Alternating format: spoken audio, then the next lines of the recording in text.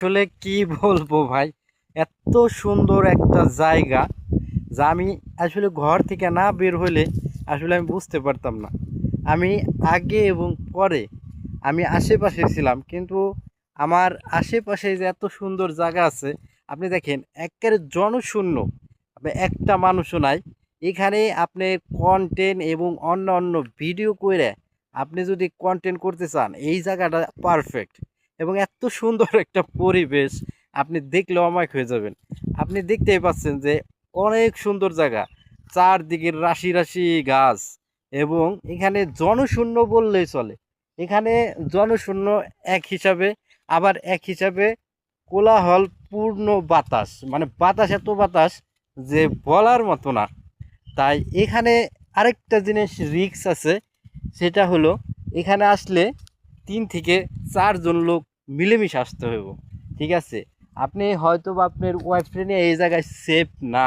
কারণ কি, এই জায়গায় এই কারণে সেফ না, একেবারে জনশূন্য এলাকা। এখানে আপনাকে যে কোনো সময় যে কোনো মুহূর্তে আপনাকে, মানে যদি আপনার স্ত্রী বা ওয়াইফ 2 জন আসেন তাহলে আপনার সমস্যা হতে পারে। কারণ আপনার এইগুলা রাইখে দিতে পারে, কারণ যে কোনো এক ভিকটিম আসে। তাই আমি মনে করি এখানে যদি 3-4 জন আসেন তাহলে এই জায়গাটা মানে পারফেক্ট একটা জায়গা, যেখানে ঘোরার মতো প্লেস। আপনার সামনে আপনি দেখায় যদি দেখবেন, সামনে ওই যে দেখা যাইতেছে একটা ইট খোলা, মানে ওই যে বড় ইগুলা, ঠিক আছে, ইট খোলা। এখানে কৃষকরা মানে এই সারি সারি বইটটা বুনছে। আপনি এইদিকে দেখেন, বইটটা শুধু বইটটা, আর এখানে কৃষি কাজ করছে। কৃষি কদু বুনছে, মিষ্টি কদু, এবং কি লাউ বুনছে, ওইদিকে টমাটো। মানে এত সুন্দর জায়গা। আর এই সাইডটা রাস্তাটা, মানে বন্যার সময় এই রাস্তাটা আরও বেশি প্রাণবন্ত এবং সুজলা সুফলা দেখা যাব।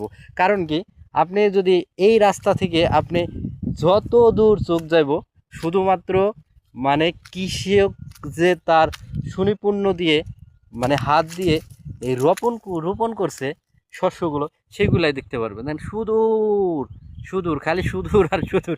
আসলে আমাদের এই জিনিসগুলো আসলে আমরা মিস করি, কারণ আমরা বাংলার প্রকৃতি থেকে আমরা সবসময় পার্কে, রেস্টুরেন্ট এবং অন্য অন্য জায়গায় ঘুরে বেড়াই।